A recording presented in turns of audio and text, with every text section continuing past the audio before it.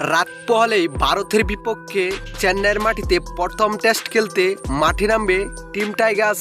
আর ভারতকে হারাতে কঠিন একাদশ নিয়েই মাঠে নামতে হবে বাংলাদেশ দলের।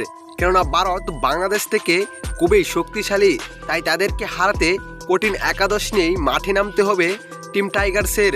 তো দর্শক, দেখে নিন ভারতের বিপক্ষে বাংলাদেশের প্রথম টেস্টের একাদশ, যেখানে অধিনায়ক নাজমুল হোসেন শান্ত, মাহমুদুল হাসান জয়, জাকির হাসান, সাদমান ইসলাম, মমিনুল হক, মুশফিকুর রহিম, সাকিব আল হাসান, লিঠন কুমার দাস, মেহেদি হাসান মিরাজ, তাইজুল ইসলাম, নাইম হাসান, নাহিদ রানা, হাসান মাহমুদ, তাসকিন আহমেদ, খালেদ আহমেদ, জাকির আলী অনিক। তো দর্শক, কি মনে হয় আপনার কাছে এই একাদশ নিয়ে কি ভারতকে প্রথম টেস্টে হারাতে পারবে?